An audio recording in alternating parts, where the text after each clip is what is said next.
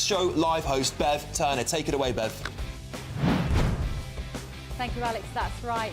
Big guest here in the studio. Jason Miller has just arrived from the White House. He'll tell us why digital ID isn't on the cards here in America. That and a big American TikTok deal today as well. Don't go anywhere. This is The Late Show Live.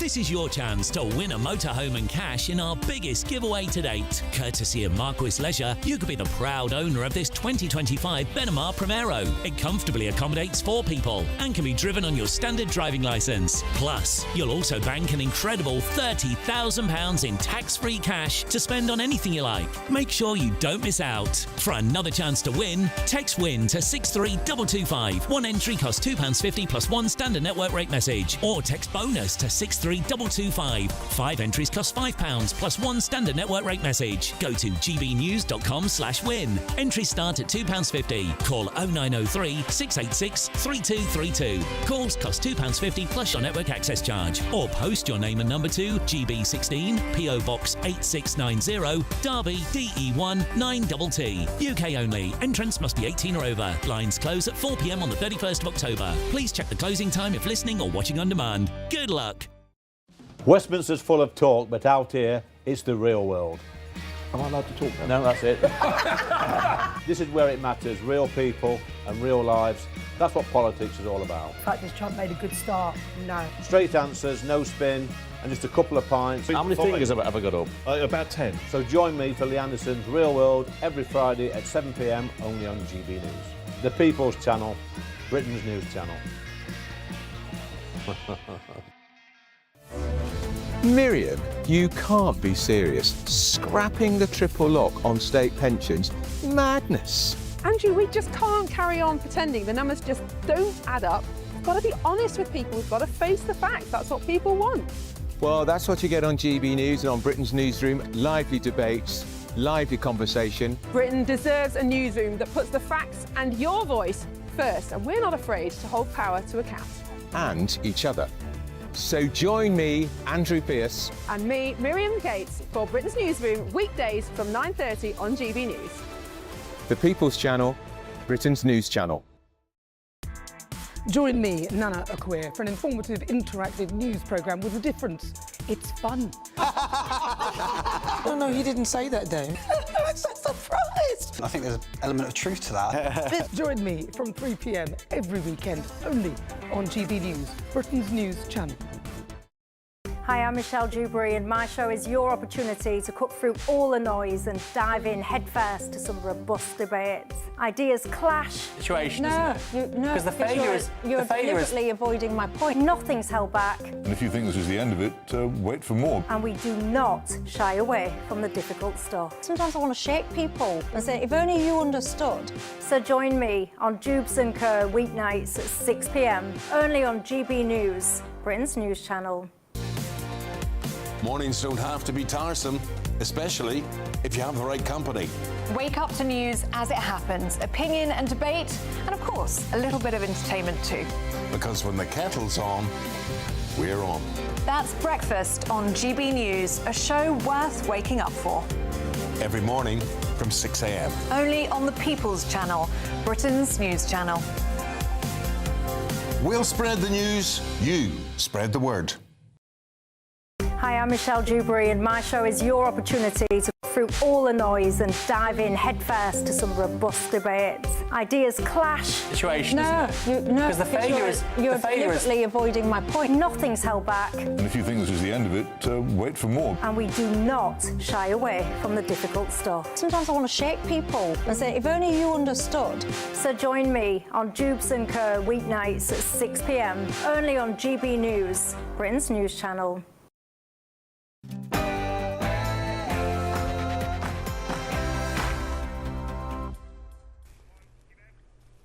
Tonight on The Late Show Live. Of pure ideology, where each worker may bloom, secure from the pests, obeying contradictory thoughts.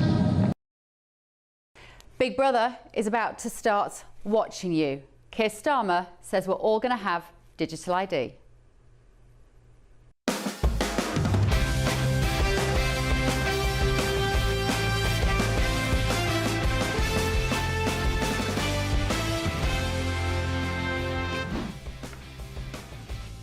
breaking on The Late Show Live tonight. Very proud of our country. I'm very proud to sit in front of the Union Jack. I did it when I represented our country as Chief Prosecutor. Surprise, surprise. On the eve of the Brit card announcement, the Prime Minister is calling on patriots to save our country. But this is what the Americans say. Local councils are telling people to take their flags down. See, over there, it's a dictatorship. We're announcing today 250 places in the country that have been most forgotten by the previous government, getting £20 million each over a period of a few years. Residents are going to take back control. Apparently, the government has announced a £5 billion fund to revive local high streets, build homes and restore local pride. Is it a coincidence this is on the same day that we're getting digital ID? We're also going to be diving headfirst into the inside stories from tomorrow's newspapers, hours before they hit the shelves. We are live in Washington, just yards from the White House, bringing you the stories America is talking about, including this. One of the most powerful deterrents we have to violent crime is the death penalty. That's breaking tonight. President Trump's Attorney General, Pam Bondi, has announced that she's seeking to apply the death penalty across the whole of the United States. But with Britain's crime rocketing, is it time to do the same? Bring back the death penalty as the ultimate deterrent. And I just don't know what else to do other than hold these two seemingly incompatible things together at the same time and just hope maybe they will one day resolve or co-join themselves, and maybe accept that they never will. What on earth is she talking about? After years of tension, actress Emma Watson has spoken about J.K. Rowling. We will play you the rest of that nonsense this evening. I'm Bev Turner. This is The Late Show Live, where we don't just follow the headlines, we get ahead of them.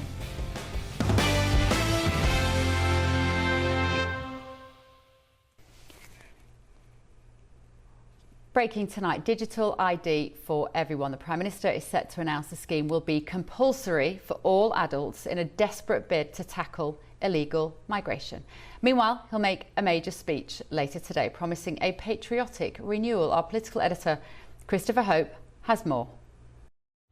Sir Keir Starmer takes the fight to reform UK. Weeks after describing Nigel Farage's party as plastic patriots, the PM later today will say the UK needs what he calls patriotic renewal. He will say that progressives, those on the left, must look ourselves in the mirror, he'll say, and recognise where we've allowed our party to shy away from people's concerns.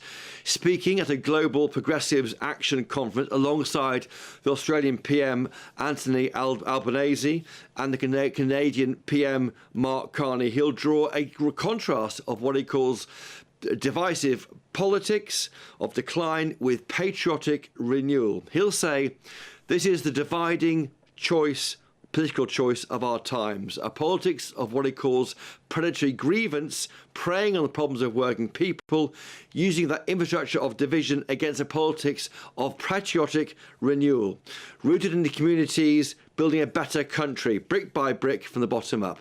That's what you want to set out. That choice Sir Keir Starmer will set out in a major speech in London ahead of the Conservative Party conference. And also, he'll recognise the concerns of ordinary people on uncontrolled immigration. Well, the former chief spokesman for President Trump, Jason Miller, joins me in the studio now. Jason, lovely to see you. Great to be with you. Global Progressives Action Conference. I saw your body do a little sort of shake at that point, so did mine. Sounds like a fun crowd, doesn't it? Right, digital ID, Jason Miller. Why do you not have this conversation happening here in the US when it is going to be huge tomorrow in the UK? Well, it's a massive issue. And by the way, it's a bold strategy. There's an economic crisis that's going on, and there's an illegal boat migrant crisis. And so Starmer's solution is let's make everybody get a new ID card. card. I don't understand this. I'm not the expert in the UK politics, but it seems rather strange to me. But here in the US, especially to have that be in the digital side, the collection of data, being able to track people at all times, really a little bit concerning when you look from the freedom of movement, freedom of speech. In the US, they recently introduced a Real ID, which is they're trying to get people to go and do it, but it's not mandatory. Well, what does that mean? What's the Real ID here? Essentially here, you take in your, whether you have a passport or a birth certificate, to go in and show that you're actually who you say that you are. How is that different to what you already have here? Because you have your social security numbers, you have your passport. What are the benefits of that? So essentially, it's a standardized ID. Now, you have a lot of people who don't want it. I know Senator Rand Paul and a number of others really pushed hard and delayed it for a long time. So it's really just federal buildings and then airplanes where they really want to go and check it. But actually here they've started to, with the exception of that ID, started to pull back some of those restrictions. People don't like all the data being collected in one place and the concern about government doing this. But the other thing too is, correct me if I'm wrong, but the UK already has an electronic verification system with regard to migrant workers to make sure that they're legally. And again, the simple strategy to dealing with illegal migrants is to turn the boats around. I don't know, maybe no one suggested that to the Prime Minister. Oh, we have on multiple occasions, believe me. But that's why it doesn't make sense, because this will do nothing to stop people coming over on boats. They are already, as you say, they're already supposed to have a national insurance number so that they would work. They were supposed to have the right papers to get a job. They don't have them, they get a job. Doesn't mean they're suddenly going to put it on their mobile phone. It's nonsense. We're being lied to, Jason. Well, the other thing too is there are ways to fake virtually everything, and so you got to think that at a certain point, people are here illegally or in the UK illegally will find a way to get around it to try to get jobs, or they'll just go completely off the grid to where they're working for cash. They're not registering, not paying taxes by any sense. So it really seems suspect. I just can't believe that somebody in the Prime Minister's office said, "Sir, a great idea to get people to quit talking about the tanking economy and all the illegal migrants is a national ID." It blows my mind. And it's another of those examples, actually, of being here in Washington and seeing the difference between the mindset of this government and the mindset of our socialist government in the UK. What would Donald Trump say if you said to him, "Sir, I have a great idea. We're going to put every single American on a centralized database and everything's going to be on there. It's going to have your income, your spending habits. We're going to be able to see what medication you're on, and then you're going to have access to things that are going to be conditional on you having ticked these boxes." Now, some people love this, Jason. Don't get me wrong. Some people in the UK think this is a brilliant idea. But what would Donald Trump say? I think in a very polite way, he would say, "Don't come back tomorrow. You can go ahead and stay home. You don't work here anymore." No, it's lunacy. Of course, here with the way that President Trump is turning things around and no longer, or do we have big brother and big government all in your face like this? This was part of the whole reform, is whether it be on the free speech side of things. Of course, the president is taking on the news outlets. He's taking on the weaponization of the legal system. We finally got that turned around, so we don't have it before. But I can't imagine how this goes well for the Prime Minister tomorrow. I can't imagine how it goes well for him either, but you know, there will be people who are so concerned about the small boats crisis, and it makes some sort of logical sense. They might say, okay, well, fine, we're just so sick of how much money we're spending of taxpayers' money on that problem. Perhaps this is the solution. I feel like we're having sand kicked in our eyes over this. Yeah, and there's a little bit of a parallel. If you remember back during, before President Trump took over in the last year of the Biden administration, the fact that they were saying we have to have this bipartisan immigration deal. We can't stop illegal immigration without this bipartisan legislation. And of course, on the Trump side, we said this was completely idiotic. All you have to do is secure the border. And there were weeks and months of debate about how we're going to go and have this bipartisan legislation. President Trump gets in one day he secures the border, and the solution's over. So literally, if you just turn the boats around, you could solve this. It's a red herring to go and say that this is going to go and solve anything. Well, it very much plays into the idea that those people who've been saying this doesn't make, like, they can solve the boats crisis. Maybe the whole point of the boats crisis is so that they can push through this digital ID, because herein lies power beyond the wildest dreams of most politicians. One politician who loves a bit of power. This is a man behind this. I don't know how you feel about Tony Blair. Here he is talking about it, Jason. The benefits are clear. Digital ID will make our interactions with each other and with the state faster, cheaper, and more reliable. It will allow us to judge who has a right to be in our country and who doesn't, and so solves one of the major challenges of immigration. Now, he's been spending 20 years, on, if not more, telling us what to think about various different issues. Your opinion on Tony Blair, and why might he want to push this system through? Jason. Well, I have to say I am appreciative for Tony Blair with his efforts with regard to Gaza and Israel. I think from what I've been told by Steve Witkoff and Jared Kushner's office, he's been a big help on that. But this is just crazy. This is a tired idea from a tired time. The dynamics are completely different now, and there's nothing about this ID that will stop a single person. Do you think someone who's on the coast of France getting ready to jump in one of those boats is going to say, boy, we need to really rethink this because they're going to make us go and get some ID? Because they're going to stop us with an app. Exactly. They're going to stop us with an app. It just doesn't, like I say, it isn't about that at all, is it? Big story here today. I know you've been at the White House today. Donald Trump, Pam Bondi asking for punishment, capital punishment across the world, across the country, maybe not the world. Here we go. Here's a little clip of it. This is the death penalty for somebody that kills people in Washington, D.C. I think it's capital. It's a very interesting capital punishment, capital city. Not only are we seeking it in Washington, D.C., but all over the country again. So that was Pam Bondi, United States Attorney General there, talking about this, and Trump saying, you know, capital punishment in the Capitol. Is that popular with the residents of this city? Capital punishment is pretty popular everywhere around the country, and that's one of the things where people can agree on is they want safety with regard to their cities. Now, frequently it becomes a politicized issue where Democrats and the knee-jerk liberal reaction is no, we have to, we can rehab murderers or something like that. But the reality is people want to see, if you're a violent criminal, a murderer, they want to see you get the death penalty. It's popular everywhere. I would love to see it. I think everywhere in the U.S. now, we do have our state system, so state by state, some states have different rules. But I do like the idea for Washington, D.C., and for, I would love it nationally. The issue in this country, which we don't have it in quite the same way in the UK, is this idea of federal decisions, national decisions, and taking power from the individual states. And that's one of the issues that people are complaining about in this city a bit sometimes, I guess, at the moment, those who don't like Donald Trump and this government. They're saying you shouldn't be able to decide for individual states. Will you get pushback from states if this is intended to be nationwide? Yeah, of course there'll be pushback. I mean, anything that President Trump does is going to get pushback. He can order people to clean up the city and get the crazies off the streets, and they would still find a way to say, no, you're being oppressive or something like that. What a lot of folks might not realize in the UK is Washington, D.C. is not actually a state. It's under federal control. It has an aspect of home rule. And actually, the mayor, Muriel Bowser, has actually worked with President Trump on a lot of this, and President Trump has praised her several times. So it's a little bit of a unique environment, but it's by no means a Republican city. It's very Democrat. But I tell you, people like the job the president has done of making the city safe again. Yeah. You've also been there today listening to the conversations in the White House about TikTok. What's happened? Yeah, so TikTok, President Trump essentially saved it. So what they're doing is they're splitting off the data, which they'd already started keeping here in the U.S., teaming up with Oracle. They call it Project Texas. So that's where they have all the servers. But the big outstanding issue, and the thing that really held it up, was the algorithm.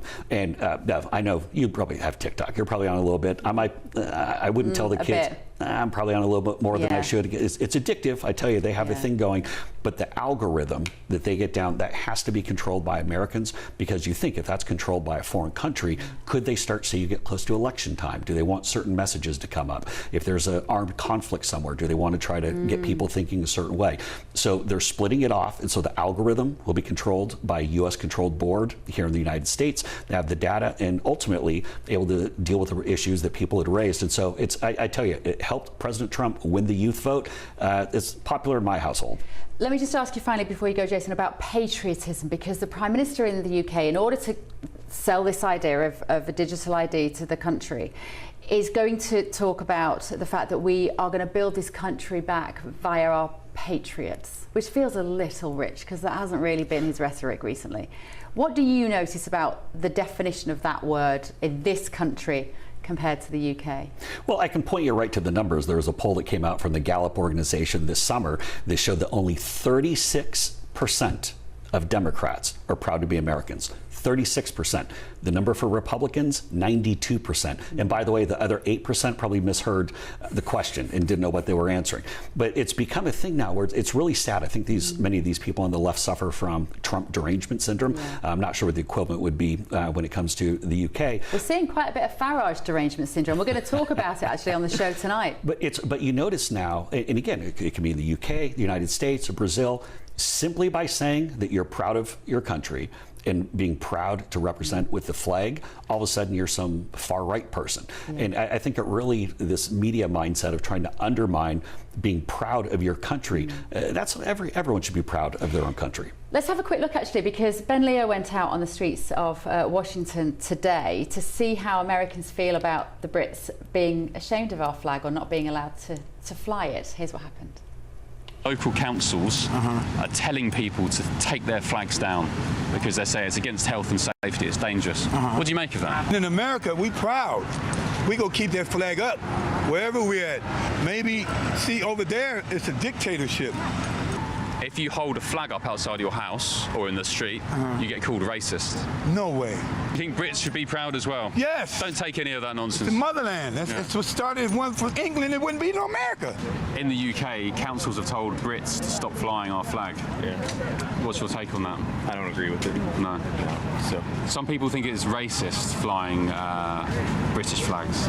No, it's not. It's loving your country. Flags maybe should be reevaluated. I mean, I think flags are I think when I see the flags, I think of like the men and women that serve our nation, and that I'm like they've given their life to protect this nation, whether they agree with what's going on or not. And so that when I see it, that's what I think of. People should take pride in their country, but I can understand that there's history to be recognized as well. You see, it is so different here to the UK. How have you managed to do that? Over 250 years for people to remain proud of this country? I don't know, but the first gentleman I think is going to put me out of a job. He was pretty good, but I also loved especially the younger guy who started to give this nonsensical, very Georgetown-esque answer. His girlfriend jumped in and was like, hey, you're going to get canceled if you say that you have to reevaluate the flag. She saved him. I hope he buys her some roses this evening. Well, just to be clear, because that's because there's a university in Georgetown, isn't there? Yeah, and so it's a little bit more academic-y, maybe a tiny little left enclave within the DC environs, would you say? And he also might just be a lefty. But fortunately, he had his girlfriend there because she saved the day. But look, people should be proud of the flag. They should be proud of their country. And why the people on the left don't get it or why they're ashamed of it, I think really goes to undermine sovereignty, whether it's in the UK or in the US.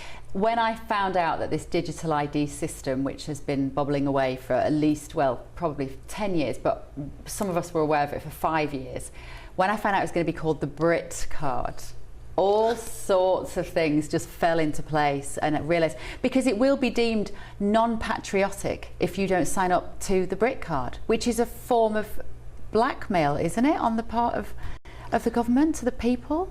Yeah, the whole thing is very strange. And I think the Brit card also, it's really mixing everything because, like you said, they're trying to force it that if you don't go and get it, then somehow you're unpatriotic.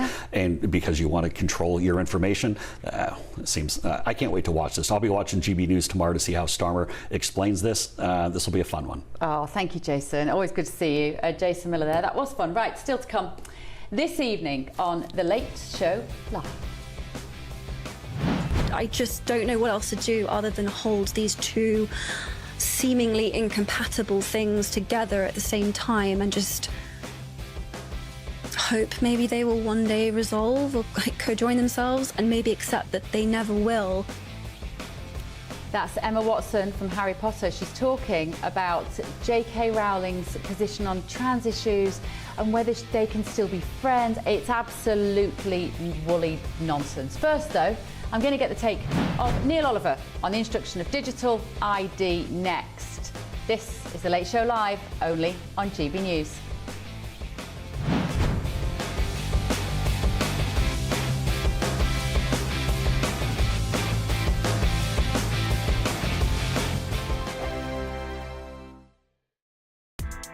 Join me, Nana Akwe, for an informative, interactive news programme with a difference.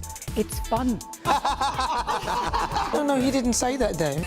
I'm so surprised. I think there's an element of truth to that. Join me from 3 p.m. every weekend, only on GB News, Britain's news channel. Hi, I'm Michelle Dewberry, and my show is your opportunity to cut through all the noise and dive in headfirst to some robust debates. Ideas clash. Situation, isn't it? No, Because the failure is you're deliberately avoiding my point. Nothing's held back, And if you think this is the end of it, wait for more. and we do not shy away from the difficult stuff. Sometimes I want to shake people and say, if only you understood. So join me on Jubes and Co weeknights at 6 p.m. only on GB News, Britain's news channel. Britain was once the envy of the world. But look around. A nation that no longer knows what it is or where it's going. A country that's broken. How do we fix Britain? How do we bring it back? Friday night with Matt Goodwin at 8 p.m. only on GB News. Mornings don't have to be tiresome, especially if you have the right company. Wake up to news as it happens, opinion and debate, and of course, a little bit of entertainment too. Because when the kettle's on, we're on. That's Breakfast on GB News, a show worth waking up for. Every morning from 6 a.m. Only on the People's Channel, Britain's news channel. We'll spread the news, you spread the word. From the school run to the home run, watch a new show for all of Britain. He can say whatever he wants. A straight talking show where all voices are heard. And, you know, when are we going to stop talking about smashing the gangs and actually do it? With the stories that matter from every part of our country. There's a bit of a crash landing there for your Chancellor. Bold, fearless and standing up for you. That's me, Martin Daubney, 3 p.m. till 6 p.m. weekdays, here only on GB News. The People's Channel, Britain's news channel. In the GB Newsroom, we bring you the news as it happens. With our team of dedicated journalists across the UK, we're ready to keep you up to date with what's happening every half an hour, every single day. Bulletins here on GB News. The People's Channel, Britain's news channel. Westminster's full of talk, but out here, it's the real world. Am I allowed to talk now? No, that's it. This is where it matters, real people and real lives. That's what politics is all about. The fact that Trump made a good start, no. Straight answers, no spin, and just a couple of pints. How many fingers have I got up? About 10. So join me for Lee Anderson's Real World every Friday at 7 p.m. only on GB News. The People's Channel, Britain's news channel.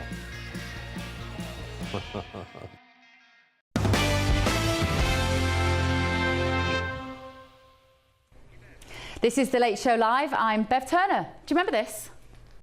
Of pure ideology, where each worker may bloom, secure from the pests, obeying contradictory thoughts. That was, of course, a clip of George Orwell's 1984. And in totally unrelated news, GB News sources understand that every adult in Britain will require a new government-issued digital ID under plans set out, which will be set out by Sir Keir Starmer later today in a bid, he says, to tackle illegal migration. Let's get the take of GB News contributor Neil Oliver. Neil, you've been talking about this for a very long time, as have I, at least 5 years. There was a terrible inevitability about it, but I always hoped this day would not come, actually. What do you say on a day like this, on an eve like this, when Starmer's going to introduce this tomorrow? I honestly think we've got them, Bev. I feel uncharacteristically optimistic about it. I've been, desperately furious about the concept of a digital ID card for a long time, and I've been anxious about the possibility of somebody actually daring to bring one forward. But here it is, and I genuinely think that there's enough awareness, more than enough awareness out there in the general population. I sense that there's going to be mass refusal, mass non-compliance. I think this government has rolled the dice, with instructions from on high. I believe the likes of Keir Starmer and his ilk are just factotums. They've had to roll the dice on this, and it's going to be a disaster for them, and will probably, conceivably, be what brings them down. We're going to be, just in a moment, I'm going to talk to Peter Edwards, who's in the studio in London, who doesn't have such a strong opinion on the negatives of this as you might do, and myself as well. So just explain to the absolute layman, because these conversations are going to have to take place now, why this is problematic. And if you can, Neil, do it like in terms of the real practicalities rather than the ideology of it? It's the way in which it brings everything together. Everything together, all of the information about us, everything from health, everything about your finances, everything, anything that you can think of that's out there in the digital sphere is brought together by this kind of platform. And everything can be used in real time to make judgments about you, about what you propose to do. It can reference things that you've said in the past, done in the past. It can use anything at all that's on your record. It can relate to protests maybe that you've attended, to things that you've said, to posts that you've made on social media, to your financial status. And in real time, decisions can be made about whether or not you get permission to do whatever it is that you want to do next. Put fuel in your car, buy a plane ticket, buy a steak in a supermarket, buy a bottle of wine. Whatever it is that you want to do, a decision can be made in advance, because what is happening here with digital ID is effectively you are being replaced with an avatar of yourself. If you imagine one of those little pieces that you move about on a Monopoly board that sort of represents you on the board, well, they have you in that digital ID, and they can decide whether or not you get to move on the board. And your hands are effectively tied behind your back. Anybody that submits to this, anybody that accepts a digital ID is slapping handcuffs around their own wrists. It's the end of freedom, it's the end of choice, it's the worst possible decision that any free-living, freedom-loving person could possibly make. But as I say, I was pessimistic about it for a while, I'm not anymore. We've got them on this. We have them surrounded. Their arguments don't stack up. None of the reasons that they've put forward for doing this make any kind of sense. The very idea that this is going to tackle the people arriving by boats on the shores of the British Isles is absolute nonsense. It was never supposed to do that. The appetite, the desire to bring forward the digital ID was there years ago. And it was understood by the people that wanted to bring it forward that the British people would not accept it. So problems had to be fomented to make people desperate to accept this as a solution. Hence the opening up of the borders and the mass immigration onto these shores that has stoked division, has stoked fear, and the hope has been that people would accept the digital ID as this solution to the problem. But it's entirely bogus. Yeah. All people have to do is not comply, and this thing falls flat on its face. And I am convinced that that is what's going to happen. I don't know, I like to think that I obviously don't like it. I've made that really clear, but I don't know whether there are enough people who are alert to the potential pitfalls of this, because as we know, GB News is pretty much the only outlet that will give two sides to this story. Let's stay with me, Neil, just for a second. Let's bring in Peter Edwards, former editor of Labelist. Peter, thank you for staying in Paddington to drop into the Late Show this evening. It's good to see you. So this is the Labour government pushing through something which has been bubbling away in the background for a long time. Tony Blair, the architect largely of this project. What do you make of it? Could it be a positive? It could be. It could be part of the package of measures that help us tackle small boats. So we know that small boats and illegal immigration are the #1 concern of the British public alongside cost of living. So I'd be wary of dismissing it before a bill has even been introduced into the House of Commons. And of course that bill could collapse under the weight of opposition. But I think it will go through in some form. And I've got to push back on what Neil Oliver said, because he conveyed this vision of a kind of Orwellian dystopia that's going to give us all nightmares, even to the extent of the state writing down and recording what we've said. That is not true. That is not what is happening. And it's not what's happening in other countries that have digital ID, like Estonia. Yeah, you're right. Tony Blair Institute, that's a think tank set up by the former Prime Minister, has recommended this for years. But think, I would say, not just for the public concern over small boats and immigration, but all the data that we voluntarily hand over to the state already to make our lives easier. Take me, for example. I earn money talking to folk like you, I pay tax and I have a child, and then you go through things like tax-free childcare and all these schemes, whether you're receiving a benefit or booking a medical appointment for the NHS app and so on and so on. We voluntarily log into stuff and hand over our details to make our life easier. And I was very concerned that Neil was summing up an image of coercion and control by the state when there's no suggestion that's going to happen.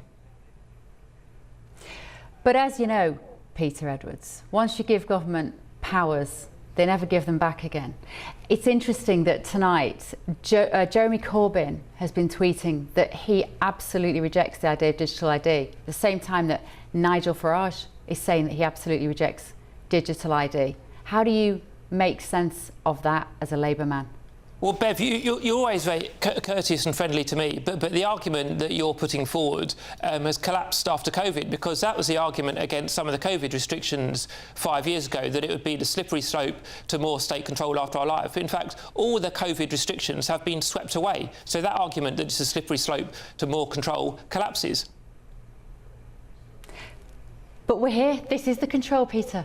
This is what the vaccine passports were the rehearsal for, and they didn't push it through, in no small part thanks to a few very loud public voices that woke up enough of the population to realise that it was going to be taking away a lot of control, a lot of their freedoms, and putting a lot of controls upon the individuals of the UK. That's the only reason we haven't had it already. The EU have been marching forward with this. It's another reason I think why it's good to not be in the EU, because we would have been there already.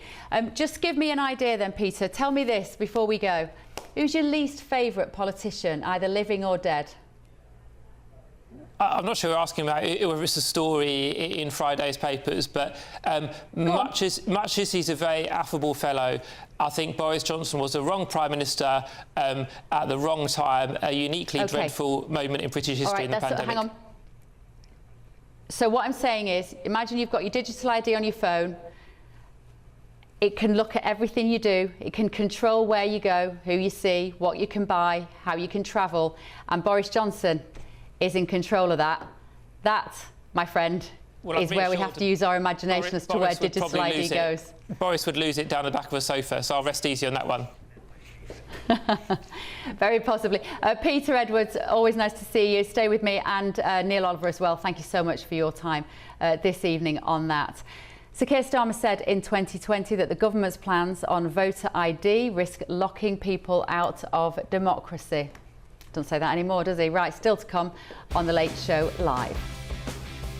Emma Watson has broke her silence on J.K. Rowling. It's not what the critics expected. This is The Late Show Live. We'll translate it for you, only on GB News.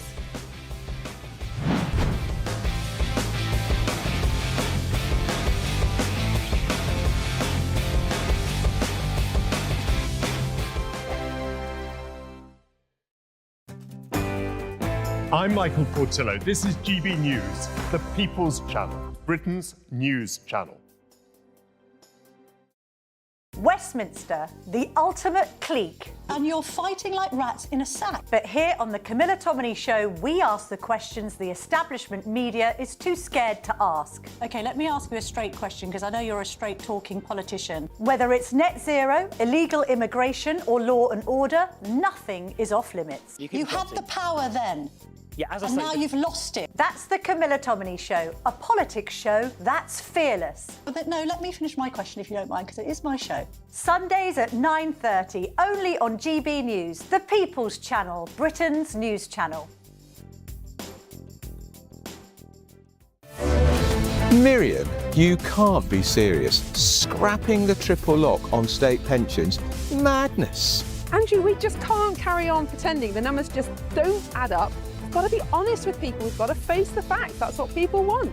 Well, that's what you get on GB News and on Britain's Newsroom. Lively debates, lively conversation. Britain deserves a newsroom that puts the facts and your voice first, and we're not afraid to hold power to account.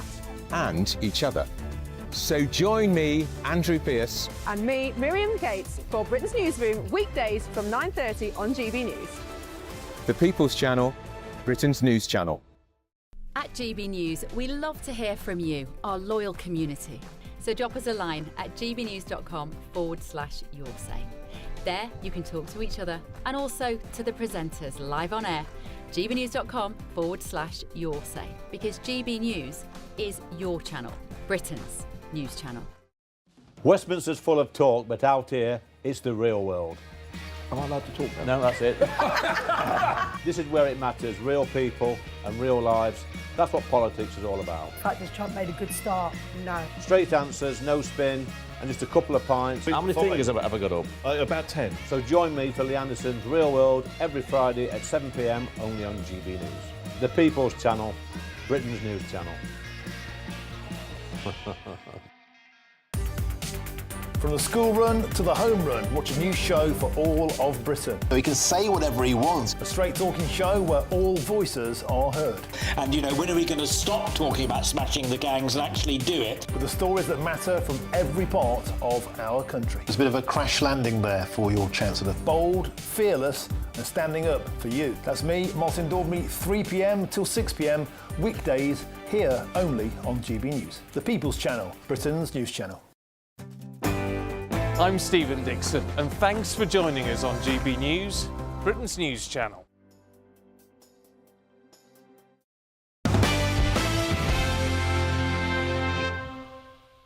One of the most powerful deterrents we have to violent crime is the death penalty. That was Donald Trump making his boldest law and order move yet, seeking to implement the death penalty across the whole of the United States of America. But is this country ready for that? That's coming up shortly. Let's take a look, though, now at some of the newspaper front pages. The Times is splashing on the Prime Minister's plans to announce that every worker in Britain will need a government-issued digital ID on their phones in an attempt to control illegal migration. That's how they're trying to sell it to us. Playing the Brit card, that's the front of the Daily Mirror, which is also splashing on these digital ID plans and how it might change everybody's lives forever. The Independent, of course, also going on those plans for digital ID. It's almost like they've known this was coming. The Washington Post, meanwhile, reports that the White House is bracing for a government shutdown, and that is when basically Congress fails to agree on a budget. The government literally runs out of money, and tonight officials are warning staff to prepare for mass layoffs if a deal isn't struck next week. And the New York Post is reporting that the anti-ICE gunman who killed one person and wounded two others at the Dallas ICE facility appears to have used a variant of a Nazi battle rifle in the attack. Let me know your thoughts this evening on all of our front page stories, gbnews.com/your say. Let's go to London now and talk to political commentator Aman Bogal. Aman, always great to see you. Thank you so much for joining us. So it's quite unusual these days for all of the papers to run with the same story, but obviously digital ID could change life forever. What are your thoughts on that as a concept? Sure, look, I think it's a very, very slippery socialist slope to full-blooded communism. You know, I think Starmer might as well rename the country the People's Republic of North London at this rate. The whole thing is absolutely ludicrous in the sense that it attacks the very foundations of Britain, I would argue. You know, freedom, individual liberty, the whole idea that, look, you know, the state does not run you, the state does not own you. And the fact that 500,000 people have already signed a petition on the Parliament website tonight to oppose this, I think shows the real depth of feeling around Britain on this. There will be a lot of people, though, Aman, watching this who say life can get very complicated at the moment, digitally, technically, technologically. When you're trying to do anything, applying for, I don't know, to rent a house or to get a mortgage or to get a driving licence. These systems are very clunky and they're very hard to navigate. The idea that you might just have something on your phone that you could just scan or that would be your verification sounds, in essence, some days, believe me, it would probably save me hours to have something like that. But do we need to use our imagination as to where it could go? We're looking at the petition live here. Amal, actually, sorry to just interrupt you as you're about to answer. And this is the government's petition website. It's tipping up towards 500,000 people now, 462,000 here at 20 to 1 in the morning. Sorry, carry on then. What do you make of it? Well, look at it this way. Right now, we already have systems in place I mean, the government is saying that this is to stop illegal migration. You know, illegal migration in a population of 70 million people, 0.05%. We already know who the dinghywalas are. They land on the Kent coast every day. We already know who the illegal migrants are, staying in hotels funded by the taxpayer. And you know what? On every visa that is issued, there is a right to work or a not or no right to work placement on that visa. So we already know these things. But let's look at what happens when the government takes so much intrinsic control of people's lives through digital ID. We saw what happened in Canada under Trudeau. Debanking those truckers who he did not agree with. We see what happens in China, where they have social credits. So what is it going to be? That if you behave yourself and be a good little boy in front of the socialist government, you'll get to apply for a job or have a bank account? This is what it leads to. Look, digital ID is not for Britain. OK, Aman, thank you so much. You'll be joining me a little bit later. Aman Bogle there.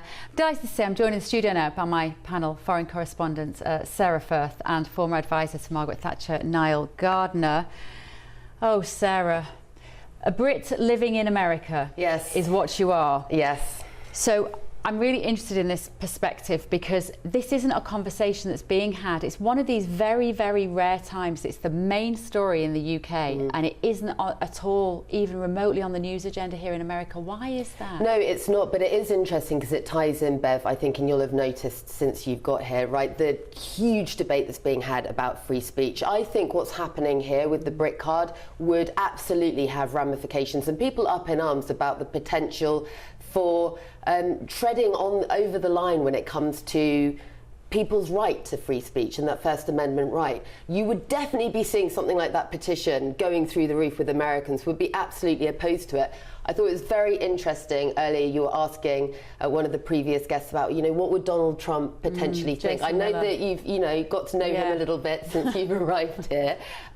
He's very, very firm and bold and tough when it comes to things like illegal immigration and regulation, which is what this Brit card's being sold on. Yeah. But when it comes to what he'd do in this, it was very interesting actually. He signed Executive Order 14149.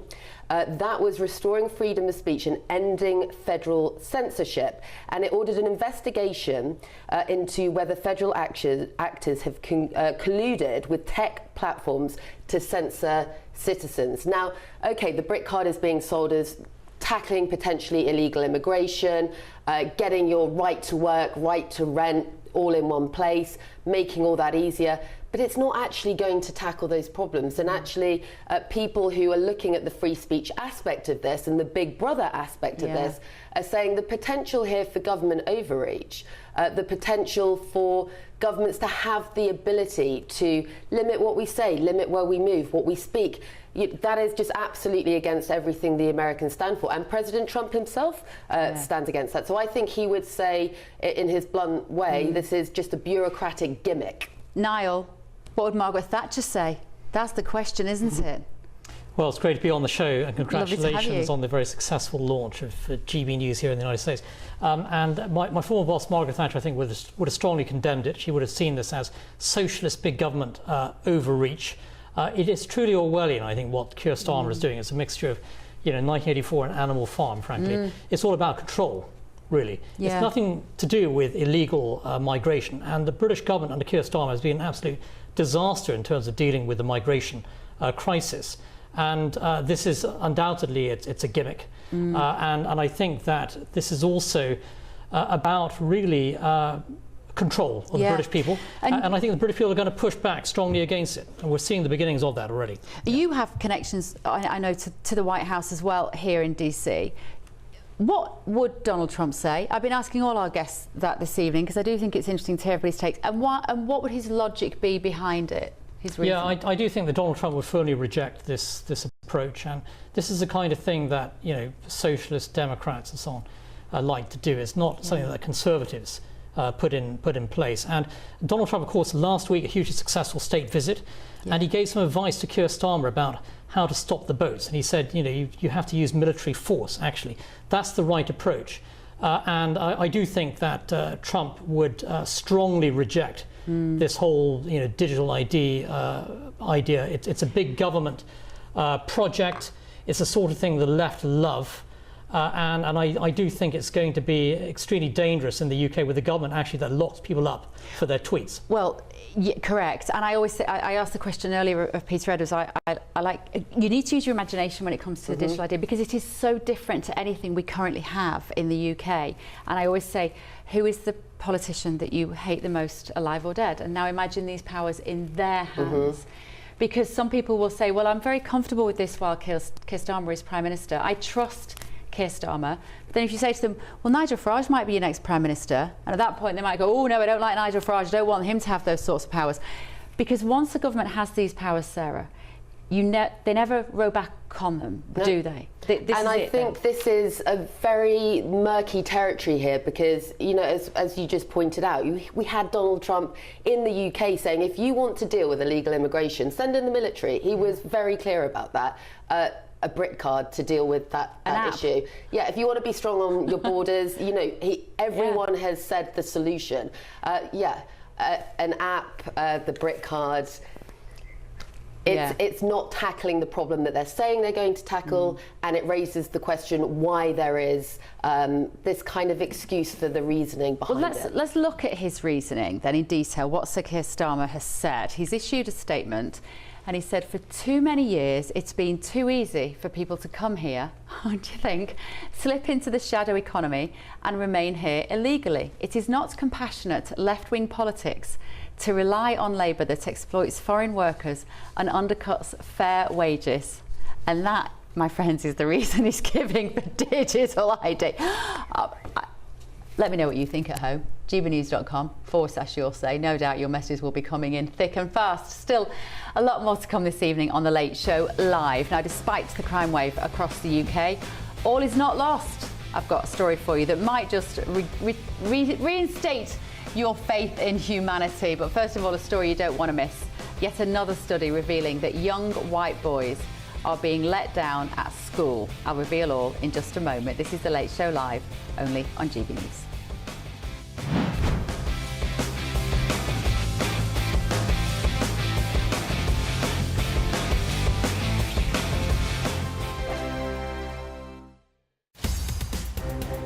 GB Newsroom, we bring you the news as it happens. With our team of dedicated journalists across the UK, we're ready to keep you up to date with what's happening every half an hour, every single day. Bulletins here on GB News, the People's Channel, Britain's news channel. Mornings don't have to be tiresome, especially if you have the right company. Wake up to news as it happens, opinion and debate, and of course, a little bit of entertainment too. Because when the kettle's on, we're on. That's Breakfast on GB News, a show worth waking up for.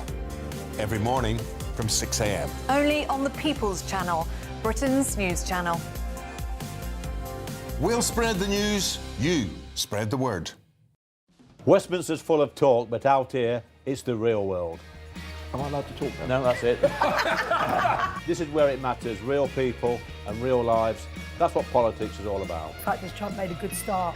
No. Straight answers, no spin, and just a couple of pints. How many fingers have I got up? About 10. So join me for Lee Anderson's Real World every Friday at 7 p.m. only on GB News.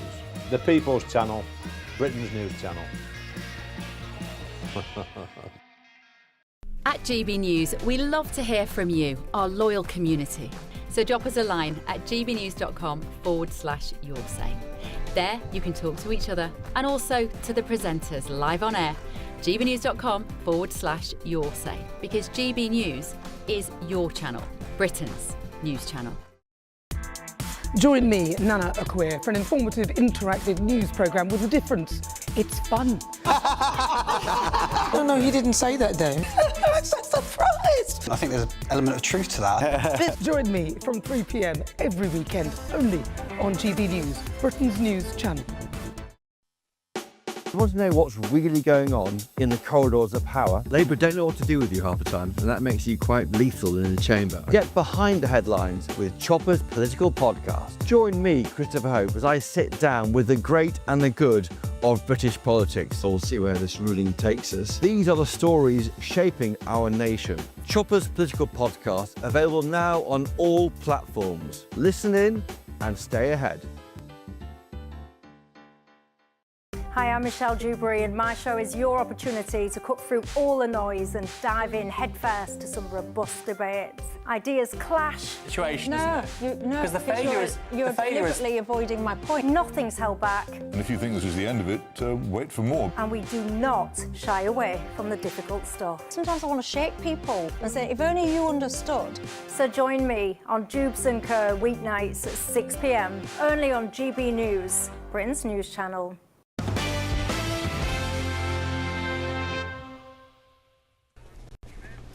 Welcome back. Breaking just a moment ago, a brand new study has revealed that white children from low-income backgrounds are being let down the most. It says they're already the most likely to be disengaged when they start secondary school, and they scored the lowest for self-reported interest in lessons and school enjoyment.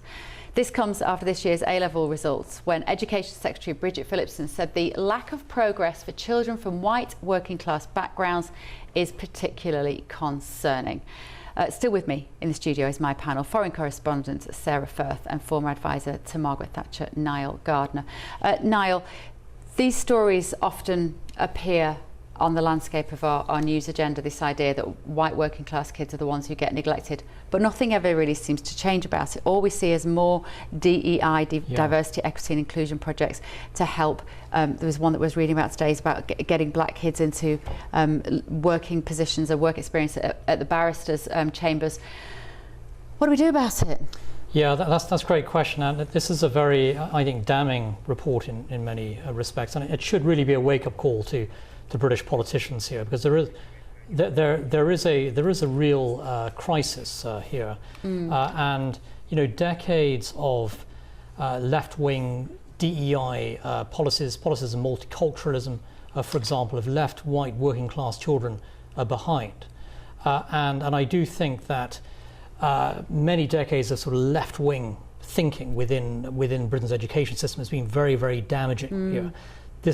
This should be addressed. This report should be a wake-up call, I think, for British political leaders. And I expect there's going to be a lot of debate and discussion of this report later today. Yeah, well, I'm just looking at some of the details of this. So basically, low-income white children scored just 2.6 out of 10 for engagement at school, compared to 3.4 for disadvantaged black pupils and 3.7 for disadvantaged Asian pupils.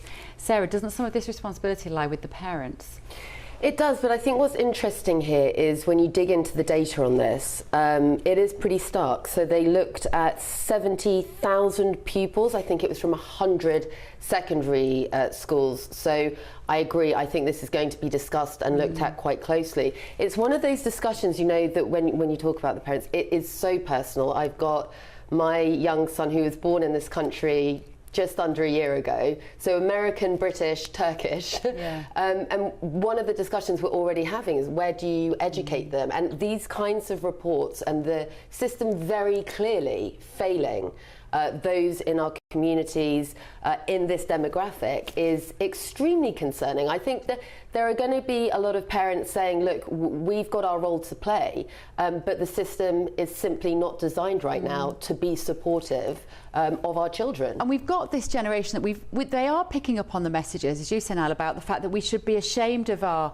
white colonial heritage, that it's something to feel bad about, and yet the children from black and minority ethnic backgrounds have been given these extra opportunities that maybe the white kids haven't.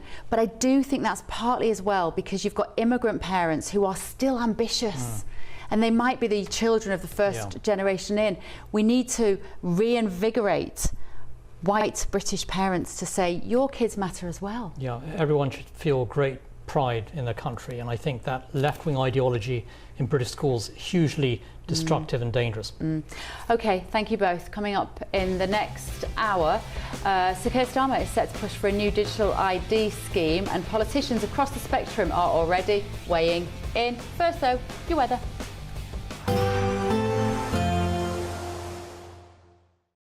Today, clouds overhead, total zen within.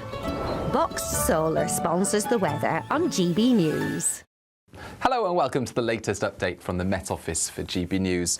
It's a fine day once again for most of us, but turning increasingly cloudy towards the east and across central parts, whilst it becomes windy in the far north. In fact, it's a breezy day for many, but the strongest winds will increasingly be the north and west of Scotland as well as Northern Ireland. That breeze coming from the south means it's a little milder compared with recent days, but as the skies cloud over across the Midlands, the south and southeast, not going to feel quite as warm here. 16 or 17 Celsius, 1 or 2 showers coming out of that cloud. Otherwise, it's dry for the vast majority, and we keep the sunny skies for much of Scotland, Northern Ireland, Western England and Wales as we end the day. But you can see a few showers there across East Anglia and the southeast on Friday evening, so it's not entirely dry. A few breaks in the cloud here and there, but generally it is a cloudy picture. That does, of course, mean that overnight it's not going to be quite as cold. But for Scotland, Northern Ireland, plenty of bright weather as the sun goes down, and although it's windy, that wind's coming from the south, so it's not a cold wind compared with the start of the week where the winds were coming from the north. Now, on Friday night, we're going to see increasingly patchy cloud across many parts of the UK and, of course, that breeze, so the air stirred up. That means a frost-free night for the vast majority, with temperatures several degrees higher compared with previous nights this week. So not a chilly start to Saturday, but it will be a wet start for Northern Ireland and Western Scotland as a fairly active weather front pushes into the west. It's going to slow down as it moves eastwards, only slowly peeling away from Northern Ireland and Western Scotland to allow brighter skies by the afternoon here, whilst it pushes into the rest of Scotland by lunchtime, western parts of England and Wales. Patchy rain towards the south, more persistent wet weather in the northwest, whilst it stays drier in the southeast with highs of 18 or 19 Celsius. Today, clouds overhead, total zen within. Box Solar sponsors the weather on GB News. Mornings don't have to be tiresome, especially if you have the right company. Wake up to news as it happens, opinion and debate, and of course, a little bit of entertainment too. Because when the kettle's on, we're on. That's Breakfast on GB News, a show worth waking up for. Every morning from 6 a.m. Only on the People's Channel, Britain's news channel. We'll spread the news, you spread the word. Hi, I'm Michelle Dewberry, and my show is your opportunity to cut through all the noise and dive in headfirst to some robust debates. Ideas clash. Situation, no, isn't it? No, Because the failure is... You're deliberately avoiding my point. Nothing's held back. And if you think this is the end of it, wait for more. And we do not shy away from the difficult stuff. Sometimes I want to shake people and say, if only you understood. So join me on Jubes & Co. weeknights at 6 p.m, only on GB News, Britain's news channel. Join me, Nana Akwe, for an informative, interactive news programme with a difference. It's fun. No, he didn't say that, Dave. I'm so surprised. I think there's an element of truth to that. Join me from 3 p.m. every weekend, only on GB News, Britain's news channel. At GB News, we love to hear from you, our loyal community. So drop us a line at gbnews.com/yoursay. There you can talk to each other and also to the presenters live on air. gbnews.com/yoursay, because GB News is your channel, Britain's news channel. Westminster, the ultimate clique. And you're fighting like rats in a sack. But here on the Camilla Tominey Show, we ask the questions the establishment media is too scared to ask. OK, let me ask you a straight question, because I know you're a straight-talking politician. Whether it's net zero, illegal immigration or law and order, nothing is off limits. You had the power then. Yeah, as I and say, now you've lost it. That's the Camilla Tominey Show, a politics show that's fearless. No, let me finish my question if you don't mind, because it is my show. Sundays at 9:30, only on GB News, the People's Channel, Britain's news channel. From the school run to the home run, watch a new show for all of Britain. He can say whatever he wants. A straight talking show where all voices are heard. And, you know, when are we going to stop talking about smashing the gangs and actually do it? With the stories that matter from every part of our country. There's a bit of a crash landing there for your Chancellor. Bold, fearless and standing up for you. That's me, Martin Daubney, 3 p.m. till 6 p.m. weekdays, here only on GB News. The People's Channel, Britain's news channel. I'm Tom Harwood. This is GB News, Britain's news channel.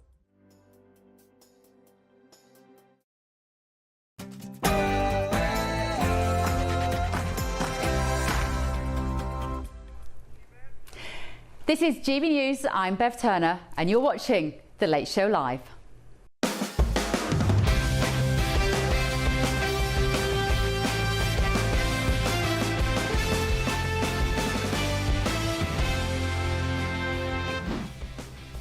Breaking on The Late Show Live tonight.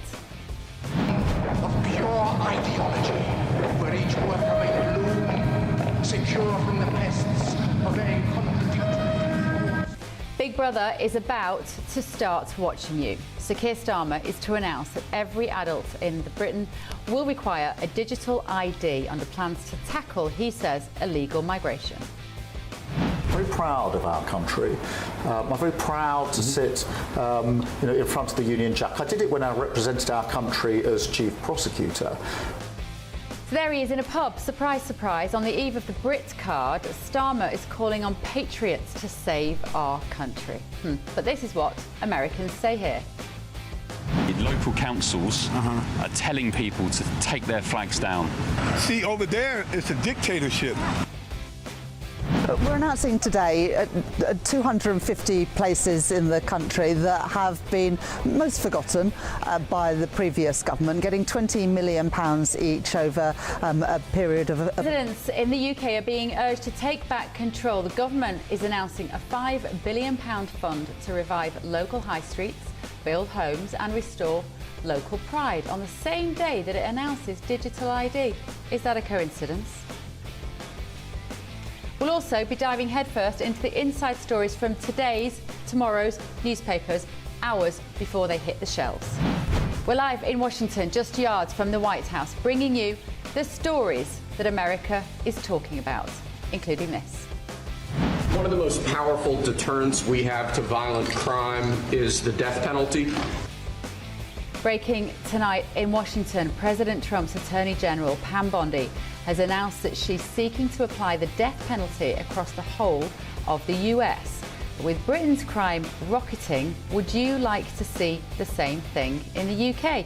Would you like us to bring back the death penalty? And in lighter news, I'm going to bring you the moment the so-called Cinderella phone snatcher was caught out by his own shoe. I'm Bev Turner, this is The Late Show Live, and welcome to the second hour where the headlines get hotter. We've dropped the brakes, no ad breaks, so don't go anywhere.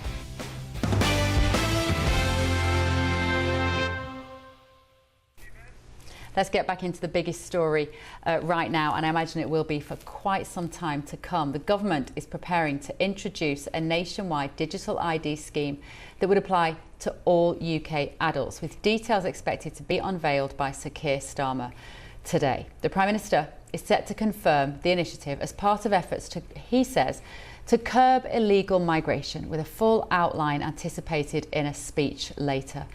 The proposed system, informally dubbed the Brit card, would require new legislation and a public consultation before coming into force. If approved, the plan would mean that anyone starting a new job must present their digital ID, which would be cross-checked against a government database to verify their right to live and work in Britain. But of course, there'll be a lot more to it than that. Let me know your thoughts this evening, gbnews.com/your say. To discuss this more, I'm joined in the studio by Head of Emerging Tech at the Consumer Choice Centre, James Kachowski. Nearly. Kachowski? Chernowski. Sorry about that. Right, James. Tell me your interest in this area here. Yeah, absolutely. I think that this is something that I personally care about very deeply, because it's impossible to look at this as not really much of a solution by PM Starmer, but really just wanting to reinforce a culture of control. If you're looking at a digital ID, this is really a ability for the government to go and monitor people in ways not previously possible. And it's just something that fundamentally goes against what we would have here in the United States. So I think that that's something that raises a lot of alarm. It's not a surprise that we've seen a lot of scrutiny from President Trump and others in the American continent here against this kind of a program, whether it was with the Online Safety Act or other kinds of measures around the globe. Why don't you have a digital ID in America? I mean, in terms of, the technocrats swimming around the edges of this government, and there are a few, you would think that it's only a matter of time, but is it the principle of a government should not have that much control over your life? I think that there's a lot of factors that are involved here. There's definitely going to be a branch of people that are inherently kind of worried about government overreach of what could happen here. I think that's entirely valid. I also think that there are technical limitations that go on with programs like these. One of the go-to examples that people like to talk about when they're saying like why this is something that's good is like Estonia is a government that has a lot of digital innovation in this space, and they do this kind of a program. But can't help but note that Estonia is a country of only 1.3 million people. The UK, over 60 million people. The United States, over 300 million people. So there's a scale issue that gets involved here that creates a privacy issue, because all that data is going to get consolidated into a database, and in an era where we have increasing cyber attacks, that is just ripe for opportunity. That's going to present all kinds of things like identity theft, let's say, for example, of people's most sensitive information. And it's already a struggle right now. If you go this step further by creating this digital ID card, you're just asking for more trouble. Do you have any idea, James, about Estonia and how the citizens of Estonia find it? Is it helpful to them? Yeah, I think that it's something that they have liked, but again, it's on a much smaller scale. You're talking about 1.3 million people. They use it, and I think it's like very effective for like voting and getting access to government services. And there can be some positives to this, but I don't think that that means, especially when we have a government, let's say in the United Kingdom, where we saw through the Online Safety Act people getting punished for their speech.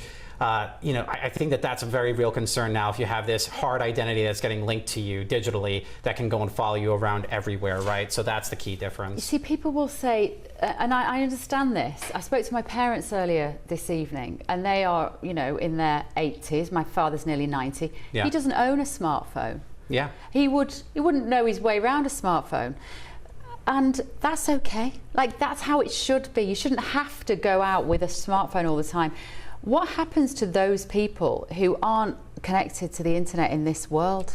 I think that that's a very valid problem, and that's something that even I think is a challenge here in the United States, for example. This has been part of our issues with connecting people to the high-speed internet, more broadly speaking, in the United States, is that you look at the rural parts of the country, there's a lot of people that aren't looking to get into, that kind of a lifestyle, and that's their choice. And you shouldn't have the government going and forcing that down on them, which is what I think brings in this conflict, where you have civil liberties organizations and individuals like myself that say, hey, if you want to have something that's voluntary and people want to go and experiment with that technology on the margin, by all means, go for that. But to have a compulsory thing from the government that's going to say you have to go and show ID, papers please, if you will, to go and carry on with your life living in society, that's where you're going to have a lot of pushback. I'm genuinely shocked that Starmer is coming out in the next 12 hours or so as we sit here to say this will be mandatory. I always thought, having watched this situation very carefully for at least 5 years really for me, I was convinced he would try this on more vulnerable members of the population first. I don't know, maybe the low pay, the benefits, people on benefits, they will have to have it to access. He's gone all in. He's going to say, you've all got to have it, no ifs, no buts. And I think he's probably pushed too hard. Oh yeah, 100%. In my view, I think that this is a bridge too far, and we already saw a lot of reaction. I know Neil Oliver. Yeah. So there's been a lot of people that have been certainly opposed to this right off the bat. And again, it's not a surprise. This is a bridge too far. You can't just go and expect people, again, when we're so fresh off of the scandal that was the Online Safety Act coming partially into force, where we saw, all these people getting arrested for posts online. And again, it's just a government that is hypocritical against itself, where they're talking about a proud history of free speech with Donald Trump 1 week, and then here's the same country that's arresting 30 people a day in the process. And just explain to me how because people will be sitting going, I don't understand what you mean by that. Like, how is whether I can get a job or not connected to my free speech? Because again, I think that when you have a hard identity that's getting linked to you and you're moving around from place to place, the government now all of a sudden has a hard identifier that's linked to you. And if you're going and moving around, let's say with geolocation data, it's on your phone. If that's getting connected to a live government server, they can go and track where you're going around every single day. It's already bad enough that the UK tried demanding from Apple to have backdoor access to their cloud software, but now imagine that they can just do it directly because they have that local thing in your device, right? Yeah, absolutely. Right, let's talk to, thanks James, just stay with me. We're going to talk to immigration lawyer Shoaib Khan now. Shoaib, good evening, thank you. Well, good morning in your case, thank you for joining me. Digital ID, the Brit card, will it stop people entering our country without permission to do so? Hi, I'm not sure it will. I mean, to be honest, even on its own terms, I'm not sure how it's supposed to do that unless we're saying, this is an ID that's a global ID and everyone in the world will have one. So when you're trying to enter the UK, we'll check your ID so we'll know immediately who you are. If the whole point is once you're settled in the UK at some point, you've got immigration status, you're registered in all places, you've got presumably some sort of maybe an NI number, some other sort of number. You have all your connections, you have your bank account, a GP, all of those things. Then you get an ID. Then I'm just not sure how that's supposed to work. Obviously, that's the whole point, that all of these people don't have many of those things. People who don't have status or people who lose their immigration status while in the UK lose many of those things. So I'm just not sure even, like I said, even on its own terms, how is it supposed to work? The argument, I suppose, would be, well, it's going to make it harder to work in the black economy and therefore it becomes a deterrent for people who want to come over, who think, you know what, I can just get off a boat in the UK, I can go and work at the local car wash or the nail bar, I can just get paid cash. The idea is it's not going to work if you have to have this paper. But as I'm saying it, I know it's nonsense because you've got to have papers anyway to work. Exactly, that's the point. I mean, I just don't see what the difference is. For now, okay, we mean you have a passport, a stamp on a passport. Even now, to be honest, I don't know how many people know this, but for the past few months now, you've got e-visas in the UK, electronic visas. So it is the same thing. All people need share codes. I mean, most of it is online. Even now, if you want to rent a house or you want to work somewhere, the employer, the potential landlord, they check your status online anyway. So bringing in, it's not the first time we're introducing an online system. So I'm just not sure what difference it's supposed to make to anyone other than making the life of normal people much harder than it is. Is your phone going to ring off the hook, Shoaib, in the next few days for wannabe illegal migrants saying, what am I going to do? I was going to come over and start a new life, but I'm not going to now because I'm going to have to download an app. It's just not realistic deterrent. To be honest, I don't think so. I mean, if Rwanda didn't stop them and One In, One Out didn't stop them and so many other things haven't stopped them, then no, I don't really think that it's going to make a difference. I mean, I think it's just going to make normal people's lives harder. And as the previous guest was just, it's yet another way for the government to keep tabs on us, on what we're saying, who we're talking to, what we're doing, where we're using our phone, where we are. And like you were just saying about your parents, and that's exactly the point. Everyone needs to have a smartphone now. Everyone needs to be connected to the internet all the time. Anyone can stop and ask us why we don't have a phone on us. How does that make any sense? Yeah. Shoaib, lovely to see you. Immigration lawyer Shoaib Khan there. Thank you so much for joining me. Let's just remind ourselves what the Prime Minister is saying on this issue of digital ID. Quote, for too many years, it's been too easy for people to come here, slip into the shadow economy and remain here illegally. It is not compassionate left-wing politics to rely on labour that exploits foreign workers and undercuts fair wages. And that's the reason that he is giving to us all to introduce digital ID. Remember, we've got no ad breaks, but still ahead on The Late Show Live, Nigel Farage is claiming that migrants are killing and eating swans. But the Royal Parks and the RSPCA say the story doesn't fly. But for me, this is yet another example of everybody jumping into this story with a terrible case of Farage derangement syndrome. Let me know what you think. gbnews.com/your say. First of all, though, the Cinderella phone snatcher is jailed, caught after leaving his shoe and his DNA at a crime scene. This is The Late Show Live, only on GB News.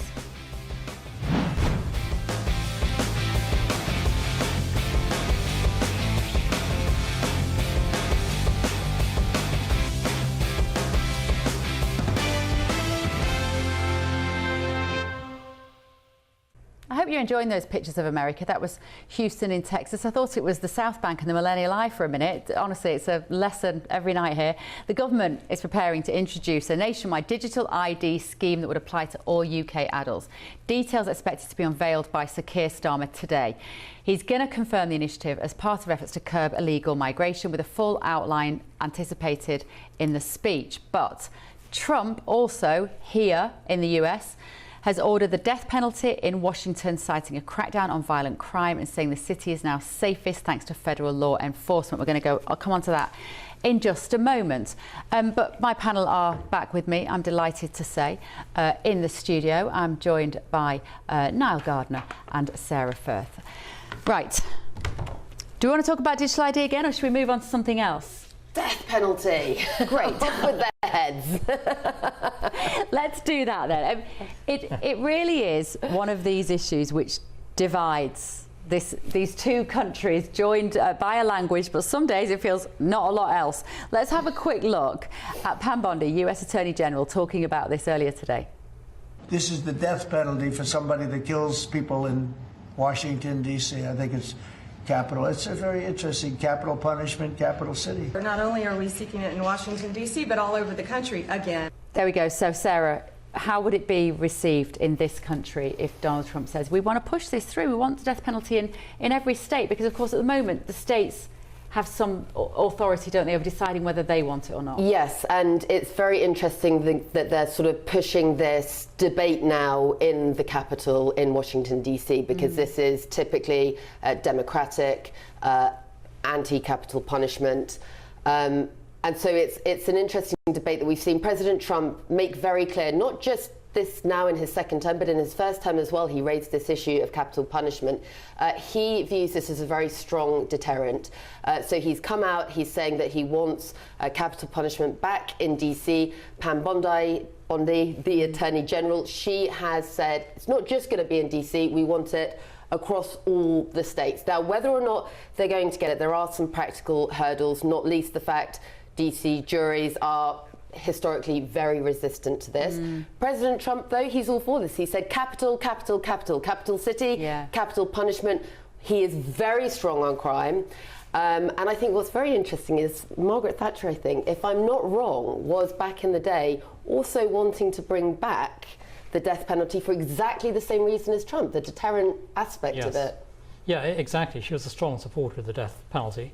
The death penalty works. And I do think that if it was applied here in DC, you would see a further dramatic reduction of crime. It's a huge deterrent. I also think it should be actually brought back in the UK. Do you? Can you see? I'm not on board with that. I can't lie, Niall. I find that deeply uncomfortable. It was a conversation which came out when Axel Rudikbana killed those poor girls at that Taylor Swift dance concert in the summer. And it was such a heinous crime and so breathtakingly unjustifiable, and he was clearly such a damaged, evil man. It really did feel like one of those times. But don't we, as the British nation, don't we have to set an example of how we feel about the value of life? Yeah, I disagree with you on this. One of the few issues I think that we disagree on. I do think the death penalty is effective. It has been effective in the United States. Opinion polls in the UK have actually shown strong support in recent decades for the death penalty. Always, and actually, yes, just throughout all modern history, if you poll the British public, the vast majority of the population wants us to bring it back. They're strongly in favour of it. And you know, if you look at these monsters, for example, who were involved in the grooming gang scandal, they should be given the death penalty, frankly. I mean, there are individuals who are so evil that they deserve the death penalty.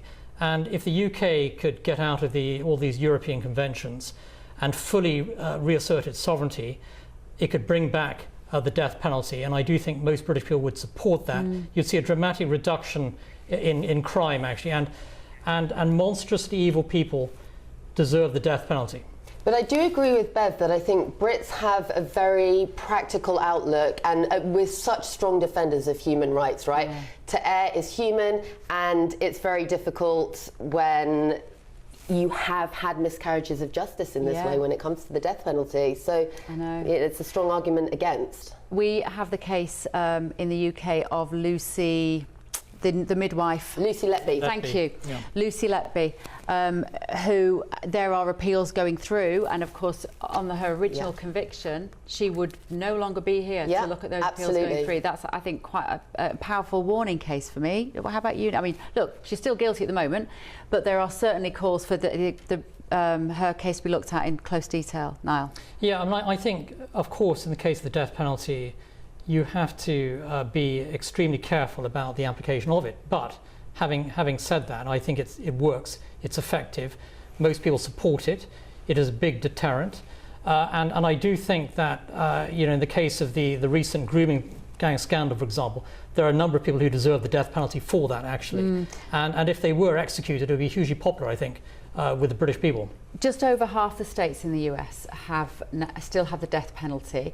The most common method of killing someone is lethal injection, which will, and it's a series of drugs you can sedate, paralyse and basically stop the heart. But what I imagine when we have this conversation is if the UK were ever going to introduce death penalty, and I don't think any government would ever do that for all sorts of reasons, but can you imagine the morning of waking up and knowing that somebody is about to die at the hands of the state? When I think about that, somebody has to be the first to have their life taken, and you would have children going into school that morning knowing that the government is killing someone, and you would have all the news bulletins, all people like me would be talking about it all morning. I don't think we're ready for that. And hopefully we never will be. It's an interesting question. I think the matter should be settled by a referendum, actually, in the UK, and I do believe that the case for capital punishment, that side would win in a referendum on the death penalty in the UK, and I think it's such a serious issue that it should be put to the British people. But it won't be, though, because we're not tough on crime. It would require, of course, getting out of all of these ludicrous European conventions and fully reasserting British sovereignty. Yeah. Do you think if Nigel Farage is Prime Minister in 3 years' time, he might have a referendum on that? It's precisely what the left would imagine him to do. Calling Trump, they'll have a discussion, and I'm sure. I would strongly urge Nigel to hold a referendum on it. I don't think he would, though. I think it's such a big issue, and of course Britain could lead the way, frankly, in Europe in bringing it back, and it would dramatically cut crime, I guarantee it. Do you think so, though? Yes. Does it actually deter you? Because let's think about it. Most crimes, most murders, cold-blooded murders, occur these days in 2025, and maybe 'twas ever thus, but I think it's worse now, when somebody's probably high on drugs, when they're in a state of distress, where they probably don't even... I'm not making excuses, don't get me wrong, but be really, I want to be really clear about what I'm saying here. But in a sense in which there's no logic being applied, it's a moment of anger, it's aggression, it's not, am I going to kill my girlfriend tonight? No, I might get the death penalty. I don't think there's a logical process of emotional calmness that happens in that moment. And I think, it's interesting that in the first term, you had 13 executions carried out by the federal government. That was President Trump's first term, because there is that support from the very top. The cases in America, when you look at them individually, Bev, you're right, there are some that are questionable, and so it comes down to not whether it is a deterrent or isn't a deterrent necessarily. I think it's is it going to be applied equally fairly? And as we said, I come back to that, to err is human. Humans make mistakes, and history has shown that we do make mistakes when it comes to capital. I think there's a very strong case for the death penalty to be applied against terrorists. And it would be a real deterrent. Because you see that as a logical process. And I think that, as I mentioned earlier, you put this to the vote, to the British people, they would strongly back it. And this is such a hugely important issue, and poll after poll has shown public support for it. It's important enough for a referendum. But aren't terrorists the first to say that they'd take their own lives anyway? So if you are a suicide bomber, how is the death penalty going to be a deterrent? Yeah, of course, suicide bombers, they will take their own lives, but there are many other terrorists who don't want to, of course, give up their own lives. And this is a real deterrent. I do think that terrorism is a kind of crime that merits the death penalty. And also at the same time, those evil thugs responsible for the grooming gang scandal, they should be executed as well. I mean, and I think that there'd be huge public support for that. Yeah. And I think actually there'd be huge public support in the younger generation, because we've got a younger generation that is more right-wing than we've had in That's years. actually a very, very good Let me tell you, good point. they really are. They're Yeah. all, you know, they're Farage fans, and they've also been raised on a diet of Dexter on Netflix. Are you familiar with Dexter on Netflix? Somewhat, yes. So Dexter is a serial Yeah. killer, but he only kills bad people, as in he only kills people who have also committed crimes and murdered people or paedophiles and da-da-da. And for the younger generation, and I think it partly played into the mindset around Charlie Kirk, this idea that some people deserve to die. You know, this drama has been so all-consuming for a lot of teenagers, and I think it raises a very interesting moral, well, they're seeking the death question. penalty. I think they're going to, with the Charlie Kirk suspected killer in Utah. Yeah, who should be executed by firing squad. Yeah. Still to come this evening on The Late Show Live. No adverts, remember. I'm not going to go to an advert, but we just want to tell you what's coming up. Nigel Farage claims that migrants are killing and eating swans and birds, like wild geese. But the royal parks and the RSPCA say, well, this isn't true. But there is evidence online of people apparently doing this. What happened here? Was it just Farage derangement syndrome? Everybody burst in. And how is Nigel going to survive 3 years if everything he says is slammed down as being a lie? Before that, though, we're going to have a look at today's front pages. The Guardian is leading with Microsoft blocks Israel's use of its technology for mass surveillance. Interesting, we'll be diving into that in just a moment. Also, digital ID, and we're going to be talking about Emma Watson's word salad in relation to J.K. Rowling. All of that after a quick break for the weather.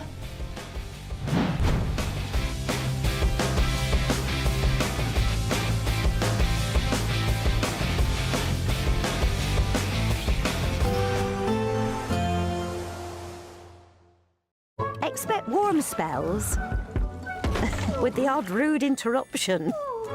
Box Boilers sponsors the weather on GB News. Hello and welcome to the latest update from the Met Office for GB News. It's a fine day once again for most of us, but turning increasingly cloudy towards the east and across central parts, whilst it becomes windy in the far north. In fact, it's a breezy day for many, but the strongest winds will increasingly be the north and west of Scotland as well as Northern Ireland. That breeze coming from the south means it's a little milder compared with recent days, but as the skies cloud over across the Midlands, the south and southeast, not going to feel quite as warm here. 16 or 17 Celsius, 1 or 2 showers coming out of that cloud. Otherwise, it's dry for the vast majority, and we keep the sunny skies for much of Scotland, Northern Ireland, Western England and Wales as we end the day. But you can see a few showers there across East Anglia and the southeast on Friday evening, so it's not entirely dry. A few breaks in the cloud here and there, but generally it is a cloudy picture. That does, of course, mean that overnight it's not going to be quite as cold. But for Scotland, Northern Ireland, plenty of bright weather as the sun goes down, and although it's windy, that wind's coming from the south, so it's not a cold wind compared with the start of the week where the winds were coming from the north.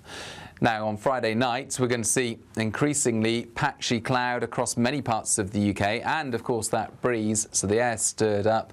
That means a frost-free night for the vast majority, with temperatures several degrees higher compared with previous nights this week. So not a chilly start to Saturday, but it will be a wet start for Northern Ireland and Western Scotland as a fairly active weather front pushes into the west. It's going to slow down as it moves eastwards, only slowly peeling away from Northern Ireland and Western Scotland to allow brighter skies by the afternoon here, whilst it pushes into the rest of Scotland by lunchtime, western parts of England and Wales. Patchy rain towards the south, more persistent wet weather in the northwest, whilst it stays drier in the southeast with highs of 18 or 19 Celsius. Expect warm spells with the odd rude interruption. Box Boilers sponsors the weather on GB News.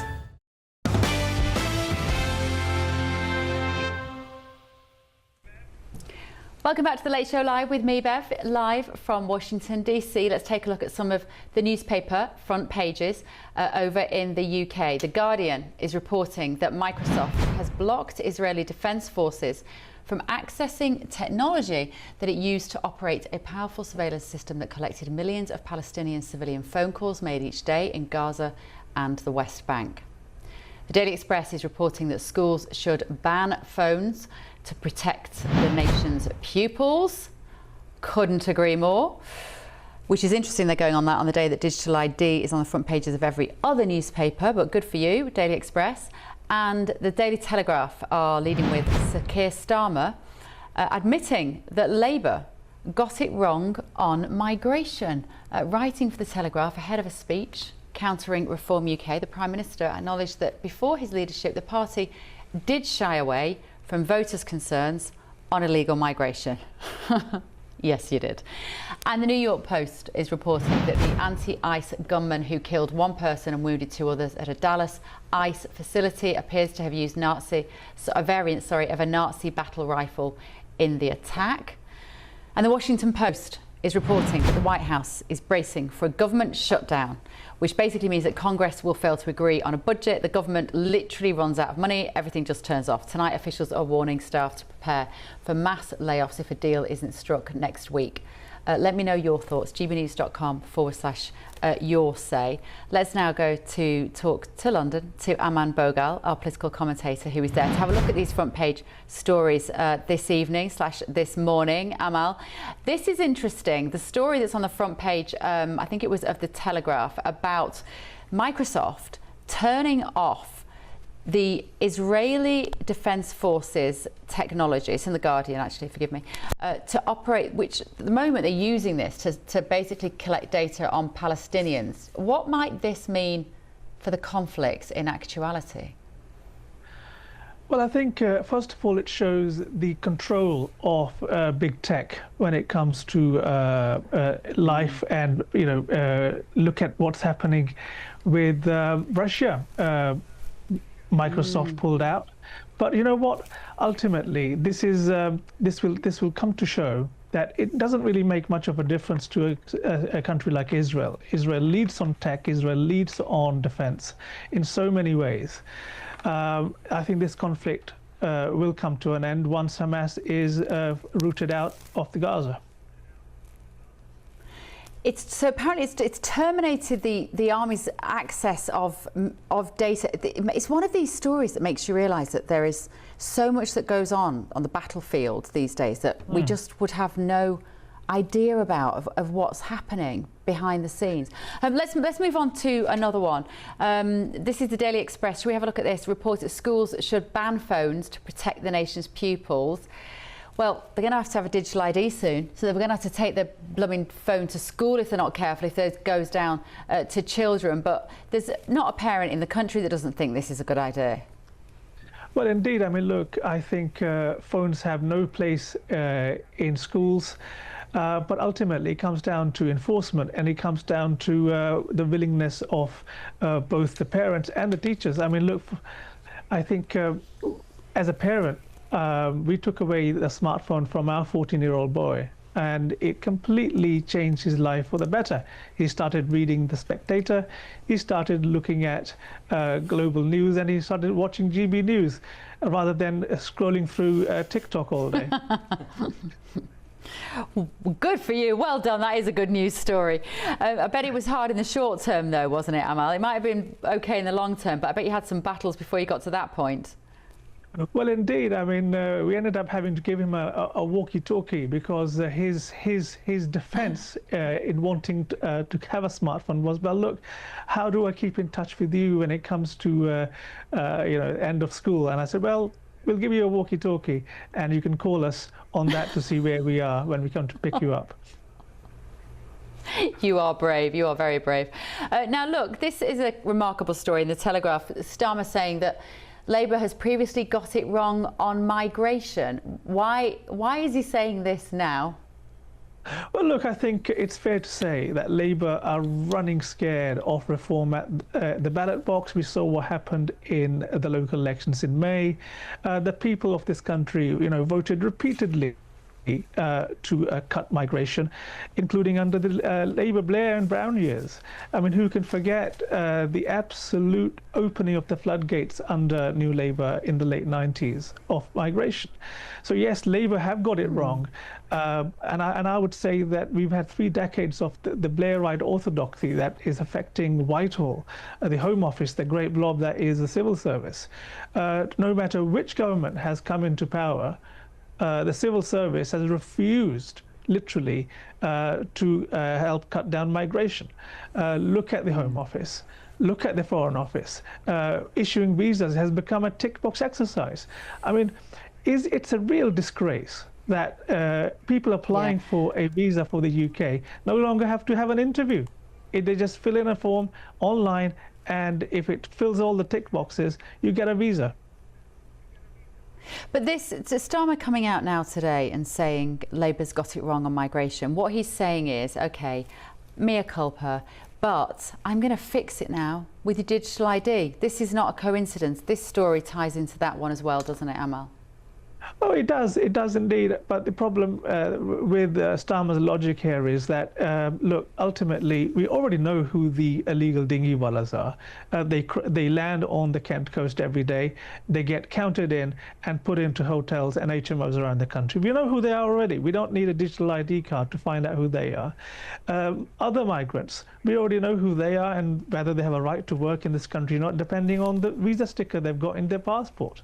When it comes to anyone else, right? We have passports to travel. We have a driving license to show we can drive. So all these things are there already. But this whole idea of having a digital ID card, I would say, is a very slippery socialist slope to full-on, authoritarian communism, where you have social credits, the government in charge of who gets to have a bank account, who doesn't, to decide who gets to have a social media account or not, depending on whether they like what you say or you don't.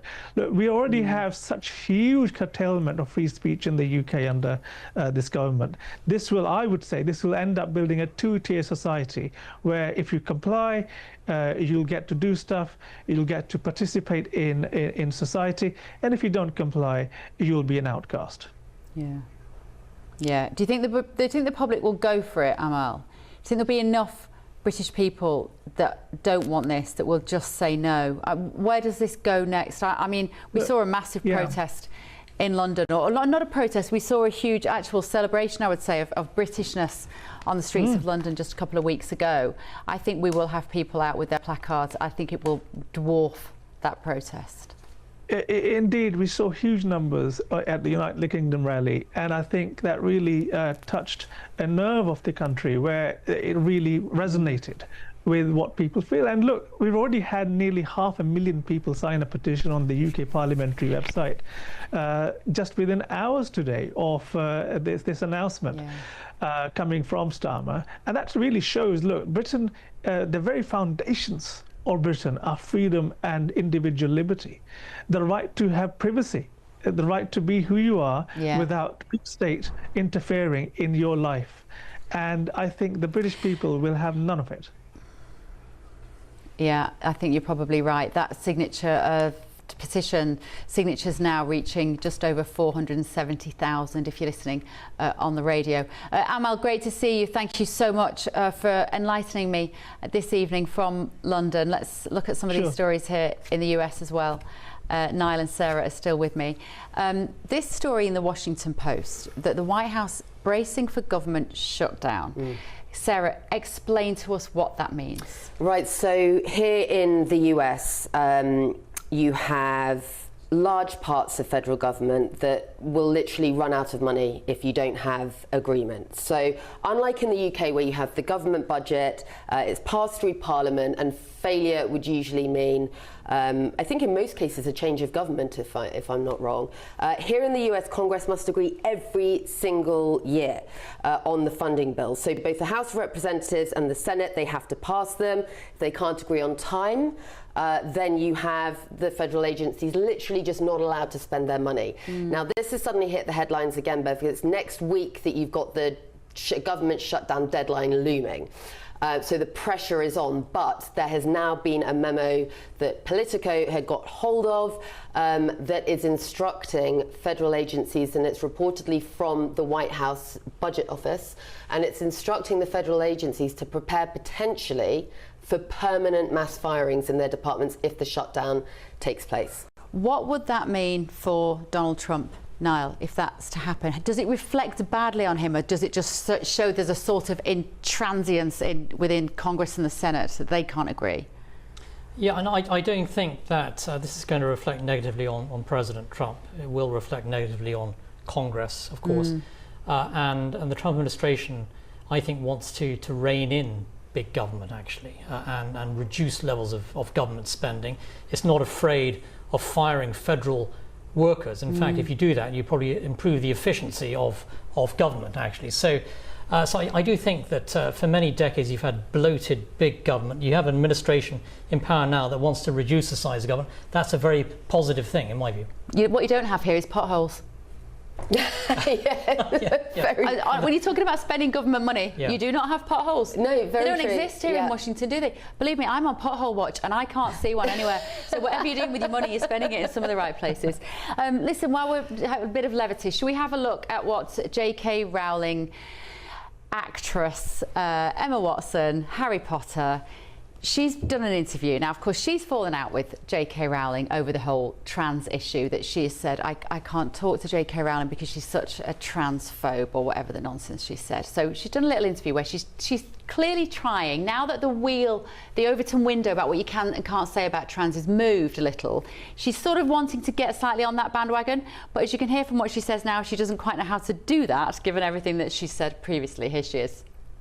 I just don't know what else to do other than hold these two seemingly incompatible things together at the same time and just hope maybe they will one day resolve or co-join themselves, and maybe accept that they never will, but that they can both still be true. And I can love her. I can know she loved me. I can be grateful to her. I can know the things that she said are true. And there can be this whole other thing. And my job feels like to just hold all of it.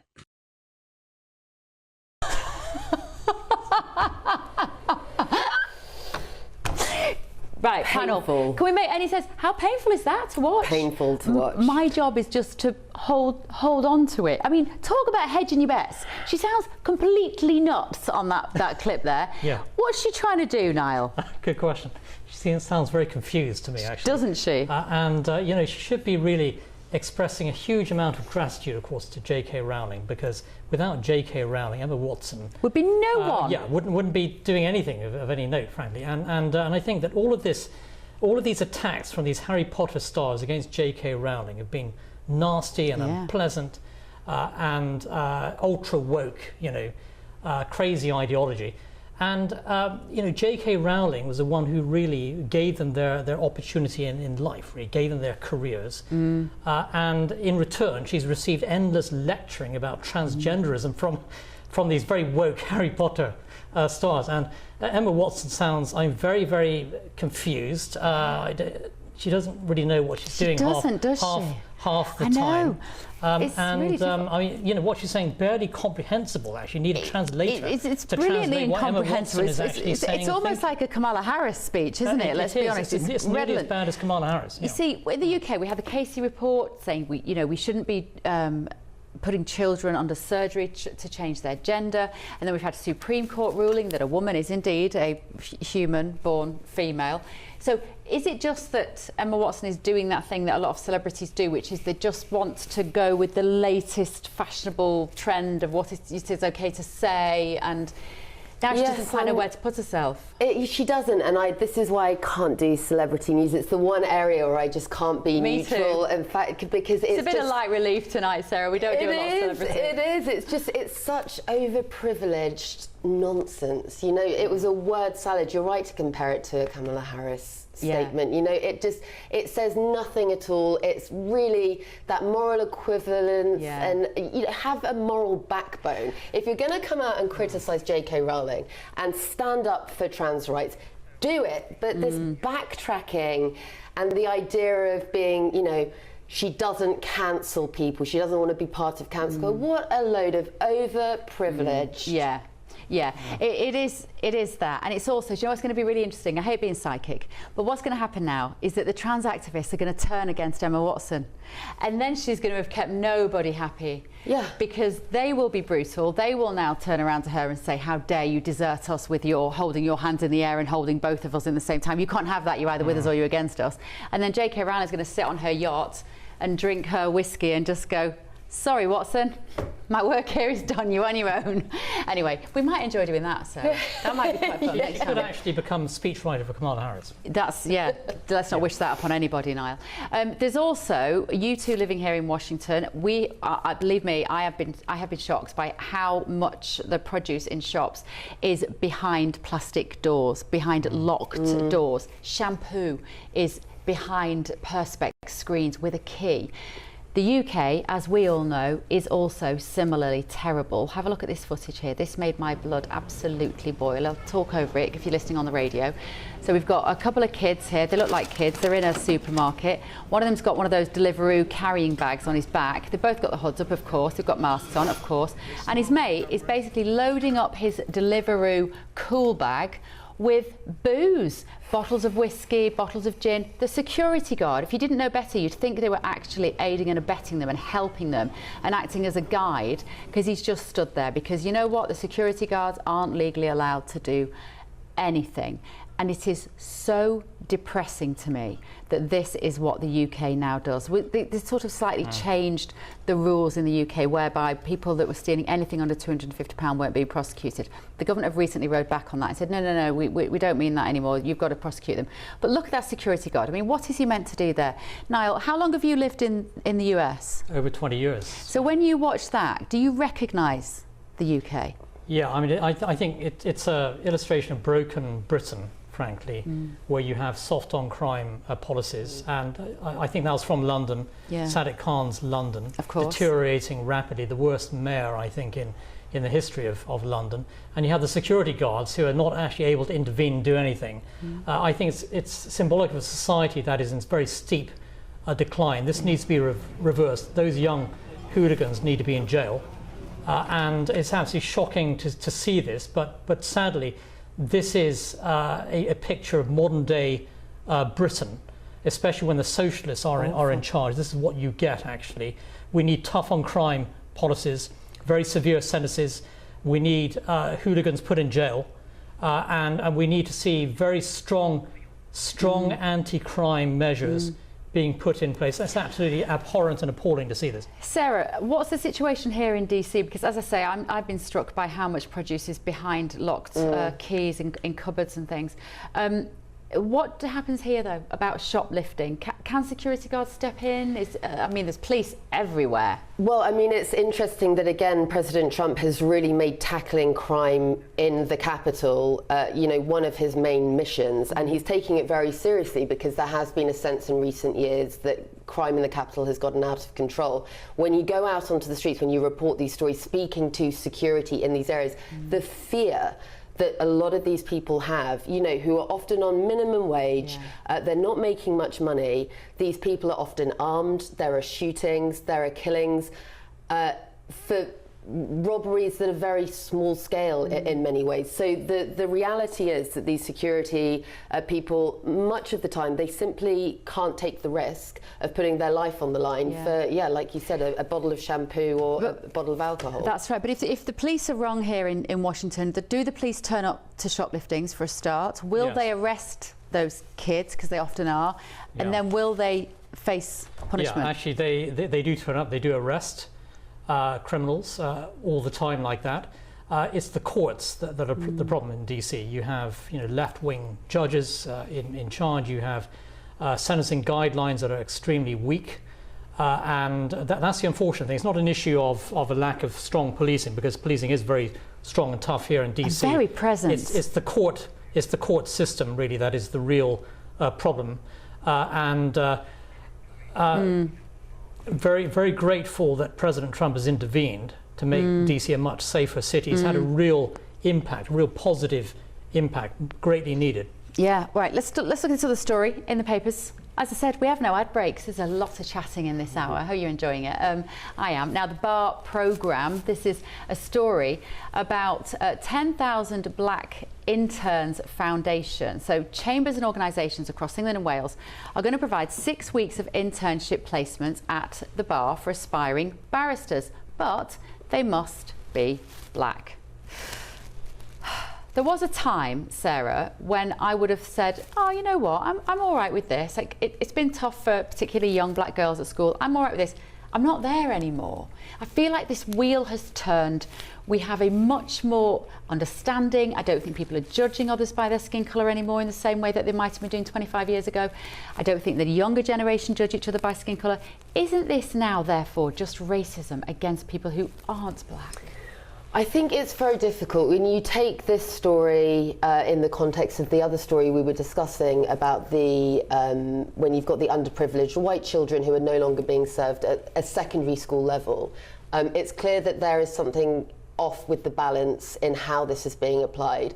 So I think DEI, it gets such a bad rap, but it was never about exceptionalism or separating people. It was about equal opportunities for all. So I think that's where the debate, you know, there's a lot of heat in the discussions around DEI and these types of policies. And I think it's very difficult because clearly they're trying to address some imbalance, but by doing it, they're creating more problems. Another, Niall, and more division. That's what I hate about this. It is building resentment. It's building, you know, kind of, like I say, division and factionalism. Yes, exactly. I think DEI policies are inherently racist, actually. And there should be no room in society for racist policies that identify people based upon their skin colour. And what we're seeing in the UK here, this is the antithesis, actually, of Martin Luther King's vision. No one should be judged on the colour of their skin. They should be judged upon their character and other attributes. But what we are seeing here is the whole sort of race industry imposing a very racist ideology on British society, and it should be firmly rejected by everyone who actually shares Martin Luther King's vision. He would have been appalled, frankly. Yeah, okay, Niall, thank you so much. Right, still to come this evening, no ad breaks. Remember, I'm just telling you, Nigel Farage has claimed that migrants are killing and eating swans and geese, but the Royal Parks and the RSPCA say that story doesn't fly. Well, GB News debunked the claims of the RSPCA. Find out next. This is The Late Show Live, only on GB News.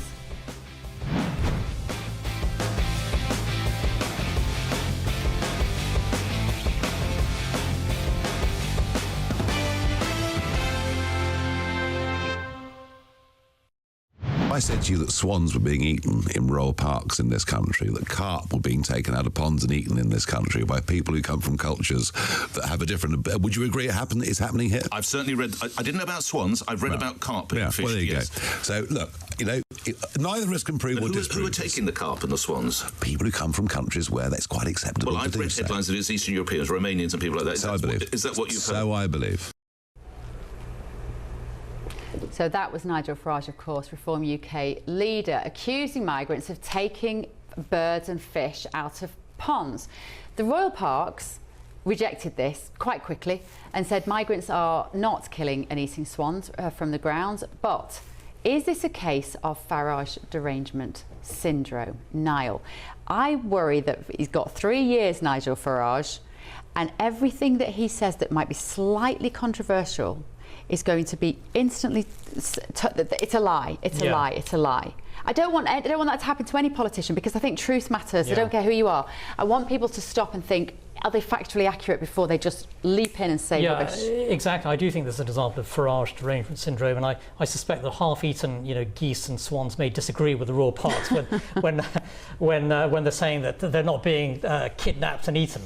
Because this is a real problem. Actually, it's a serious matter. You have migrants coming to the UK who do not follow British laws, tradition, culture. Nigel Farage is absolutely 100% right to be raising these issues. Most British people care about these matters, actually. You see, some people might say, Sarah, well, those migrants, If only you gave them more benefits, they wouldn't have to go and kill the geese, and they could afford to buy a chicken from You know what? I mean, Spencer's. First of all, I've known Nigel Farage since I was a baby reporter, and he was starting out in UKIP way back in the day. So, look, we know he likes a bit of bluster in some of his claims. Now, this reminds me very much of President Trump's claim that the migrants were eating dogs recently. It was a huge storm in a teacup here in the US. But because, come on, guys, I mean, between them, eating dogs in the US, eating swans in the UK, it's like the world's worst cookbook being thought up between the two of them. It doesn't stand up to scrutiny. It is, but I think what it raises, and it is a conversation that is much more nuanced than we're ever allowed to have, or that Nigel's ever allowed to have, is this idea that culture is different, and actually, in our culture in the UK, we don't eat the swans, and that is illegal, I think. And it's actually illegal, isn't it? Right. Thank you so much to my panel, Sarah Firth and your night with The Late Show live. I'll be back tomorrow, midnight in the UK, 7 p.m. here on the east coast of America. Will I be back tomorrow night? No, Ben Leo will be back tomorrow night. That'll be good. See you next week.